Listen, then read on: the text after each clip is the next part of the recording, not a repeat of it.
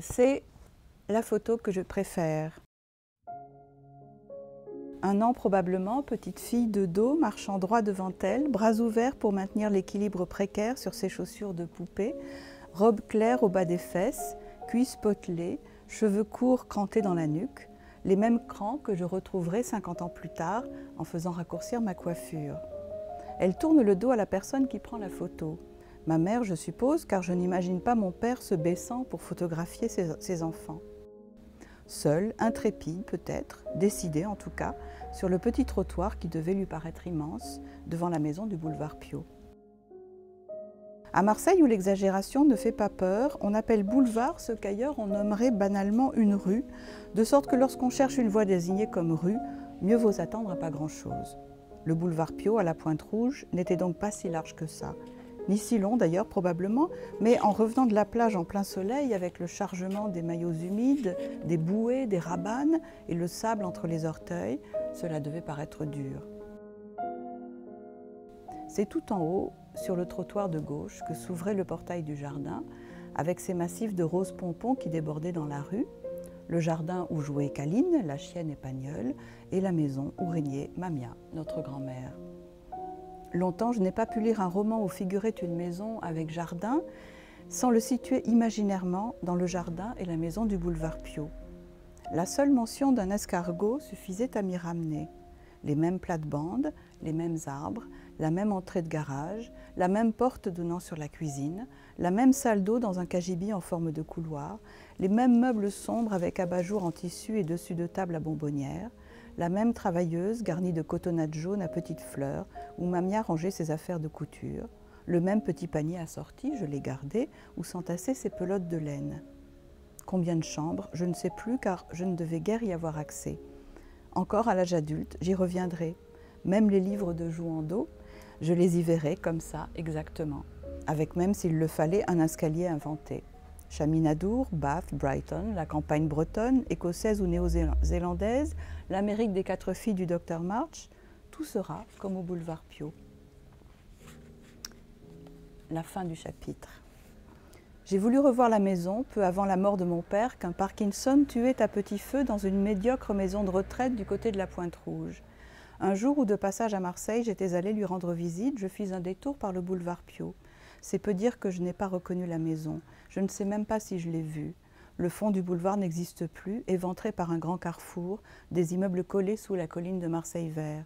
Vers le haut, sur le trottoir de gauche, était-ce cette maison, ou bien celle-là? À moins qu'il n'y ait plus de maison, balayée par le rond-point, impossible de décider. Le rapetissement des choses, leur dégradation, leur disparition, tout cela est triste. Mais ne pas même savoir si ce qu'on a connu existe encore, et où, alors même qu'on y est, comment l'accepter? Une autre fin de chapitre. Le Monteillé n'existe plus, même si de la route de Lichessol, on aperçoit encore la maison à droite du cimetière. Et ce n'est pas seulement qu'il s'est rapetissé, abîmé, délosé, modernisé, retapé, bitumé. Ce n'est pas seulement que le père Bruyère est depuis longtemps enterré et que sa maison a été arrangée en coquet pavillon aux fenêtres fleuries. Ce n'est pas seulement que les gens qui habitaient là ne sont plus et que ceux qui y vivent encore sont devenus plus vieux que ne l'étaient leurs parents. Ce n'est pas seulement que la barrière du jardin a pourri, qu'on a remplacé les tables jaunes et blanches, que les cabanes ont dû disparaître et les balançoires s'effondrer. C'est aussi, c'est surtout, que la petite fille qui a tant joui de cet endroit a cessé d'exister, parce que la femme qu'elle est devenue n'est plus capable de sentir, de regarder, d'écouter, de respirer, de goûter, d'éprouver, de courir, de chanter avec l'intensité d'alors. C'est que le ciel pour elle ne sera plus jamais aussi bleu, la lumière aussi pure, le tri du pinson aussi vif, le goût des myrtilles sauvages aussi fort, l'odeur de la bouse aussi suave, comme celle des genêts au soleil et du foin dans la grange.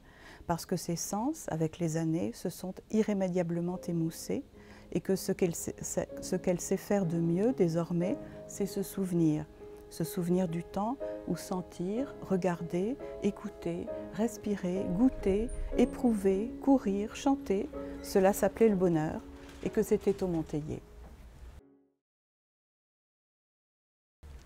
Et puis on va finir sur le dernier paragraphe du dernier chapitre.